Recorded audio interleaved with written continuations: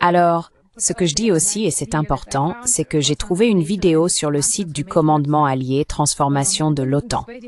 Et cette vidéo est vraiment étrange, elle dure 1 minute et ils y parlent d'accord, à quoi ressemblera la guerre du futur. Ce qui est important, c'est qu'à la fin de la vidéo, ils disent « Le moment, c'est maintenant. Le temps presse. Aujourd'hui commence demain. Nous devons agir maintenant. Êtes-vous prêts à choisir un camp ?» Et je dois dire, cette vidéo est complètement folle. Je vais soit mettre le lien dans la description pour que les gens puissent la regarder, soit peut-être même l'intégrer ici et la montrer à tout le monde. Mais c'est insensé. C'est une vidéo délirante, avec des scènes d'IA montrant toutes sortes de menaces, et le message, c'est qu'il faut dominer, qu'il faut s'imposer, sinon on sera dominé, et que la menace est partout. Et c'est une vidéo officielle de l'OTAN. Elle est sur leur chaîne YouTube.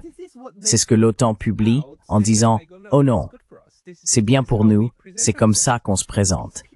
Ces gens sont fous. Franchement, on regarde ça et on croirait que c'est fait par un gamin qui joue aux jeux vidéo. C'est l'OTAN. C'est difficile de décrire à quel point c'est choquant de voir que ce genre de choses est produit.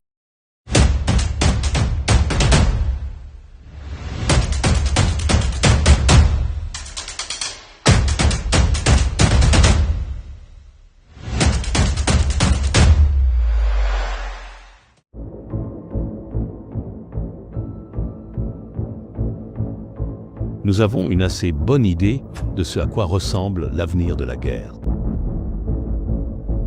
Le changement climatique n'affectera pas seulement les routes commerciales, l'approvisionnement alimentaire et les infrastructures, mais aussi notre équipement militaire.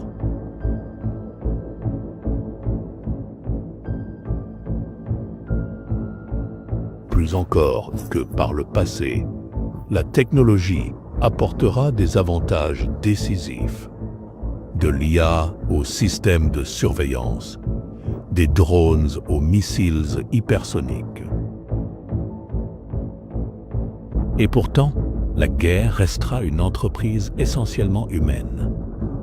Manipuler les émotions et la compréhension de l'adversaire sera tout aussi important que de refuser l'accès à nos espaces. L'esprit humain sera un espace de bataille à part entière. Nous devrons être prêts à nous battre dans les villes, dans l'espace, dans le domaine cyber, dans l'Arctique et en haute mer. Nous devons réapprendre le langage de la dissuasion. Nous attendons les contours de cet avenir à partir de 2030. Nous sommes dans une course contre la montre. Il n'y a qu'un seul hic. Prédire l'avenir de la guerre est une entreprise imparfaite par définition. Nous avons tendance à surestimer la technologie et à sous-estimer la capacité de notre adversaire à s'y adapter.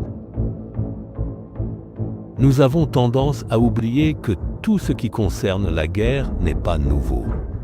Beaucoup seront en fait vieux. Nous comprenons les tendances, mais pas le calendrier. Et nos adversaires ont aussi une vision de l'avenir de la guerre qui suggère des lacunes dangereuses de notre côté. Pour certains, la guerre dans Elantroposphère n'est pas interdite, y compris les psychopharmaceutiques, les attaques contre l'écosystème et les bactéries militarisées. Pour d'autres adversaires, les humains n'ont peut-être pas à être dans la boucle. Des essaims de drones coordonnés par des vaisseaux mers robots peuvent sembler de la science-fiction, mais toute bonne prévoyance technologique le fait. Et tandis que toutes les parties concernées, l'OTAN et ses adversaires, visent des guerres courtes, la réalité a souvent le dernier mot. Pour l'OTAN, cela signifie que nous n'avons pas de temps à perdre. Demain commence aujourd'hui. Votre défi, si vous choisissez de l'accepter, est de faire preuve de cette prévoyance dans le combat.